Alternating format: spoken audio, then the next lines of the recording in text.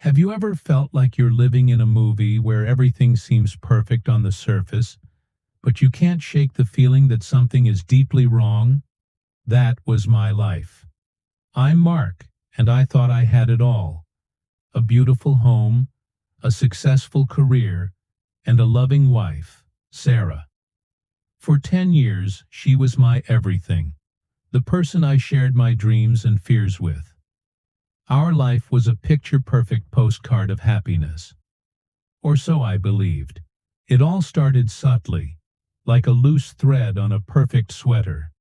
A late night at the office here, a last-minute girls' night there. I didn't think much of it at first. Trust is the foundation of a marriage, right? I trusted her completely. Sarah was a master of her craft. She'd come home, kiss me with a smile, and recount her day with such convincing detail. She played the part of the devoted wife so flawlessly that to doubt her felt like a betrayal in itself. I even felt guilty for the flicker of suspicion that sometimes crossed my mind. I'd tell myself I was being paranoid, that my own work stress was making me see shadows where there were none. But then the small inconsistencies started to pile up, creating a weight I could no longer ignore. A friend would mention seeing her car somewhere she wasn't supposed to be. I'd call her office during one of her late nights, only to get the automated voicemail system, which was odd for a company that prided itself on 24/7 support. The excuses were always ready, always plausible. The car? Oh, I lent it to my sister, you know her. The phone call? My phone must have died, silly me. Each explanation was delivered with that same charming smile, designed to disarm and reassure me. And for a while it worked. I wanted to believe her. I desperately wanted to believe that the woman I loved was the person I thought she was. The turning point came on a Tuesday. It was our anniversary, and I'd planned a surprise. I left work early, picked up her favorite flowers, and headed home, imagining the look on her face. But when I walked in, the house was empty. A quick check of her location on our shared app, something we set up for safety, showed her at a downtown hotel. My heart pounded in my chest. I called her. "Hey, honey, where are you?" Her voice was light and airy. "Oh, just stuck in the most dreadful traffic trying to get home to you. Can't wait to see you." The lie was so blatant, so cold. The foundation of my world cracked right then and there. The traffic excuse, while her location pin sat motionless at a hotel I knew well. It wasn't just a lie. It was a performance, and I was the unwilling audience. That night she came home, flowers in hand for me, a preemptive strike of affection. She gushed about the terrible traffic and how she'd rushed to a flower shop just before it closed to get me something. She played the role of the perfect, thoughtful wife, but I couldn't see her anymore. All I could see was the lie, the deception staring back at me from her smiling eyes. The evidence was speaking, and its voice was a roar that drowned out every sweet word she said. The image of the dot on the map, stationary at that hotel, was burned into my mind. I knew, with a sickening certainty, that my marriage was not what it seemed. The postcard was a fake.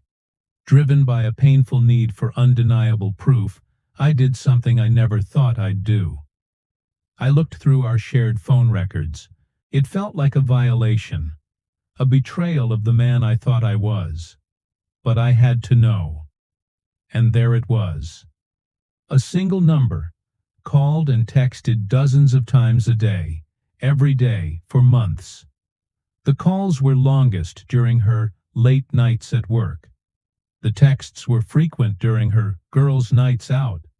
The number belonged to a David, a name I'd never heard her mention.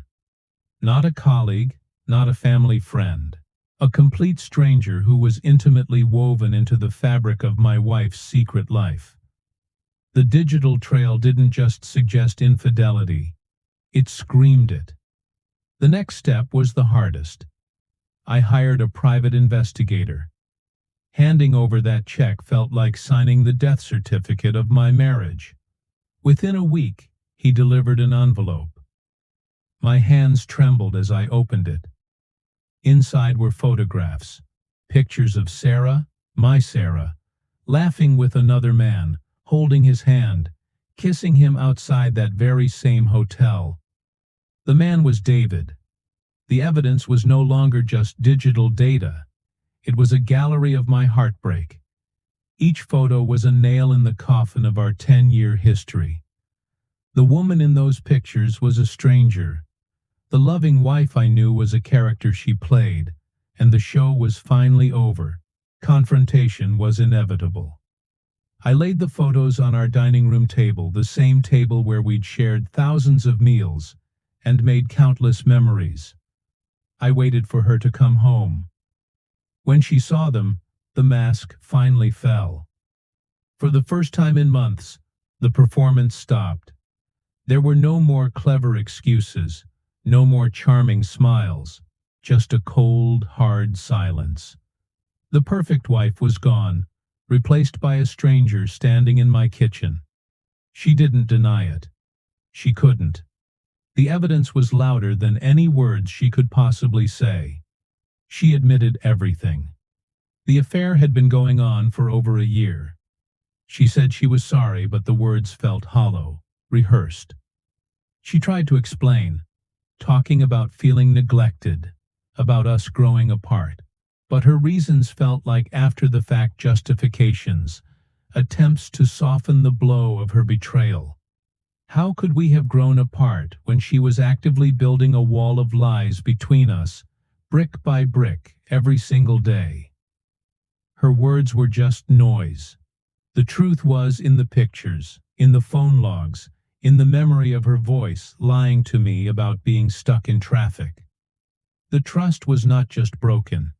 It was obliterated, turned to dust. The aftermath was messy, as you can imagine. Divorce is never easy.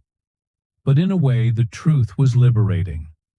The constant anxiety, the self-doubt, the feeling of going crazy, it was all gone, replaced by a painful clarity. I learned that sometimes the people we love the most are capable of the deepest deception. And I learned that you must trust your instincts.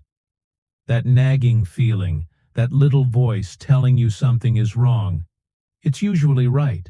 Rebuilding my life has been a journey. But it's a journey on solid ground, built on truth, not on a stage of lies. The pain is real, but so is the healing. This experience taught me a powerful lesson about trust and intuition.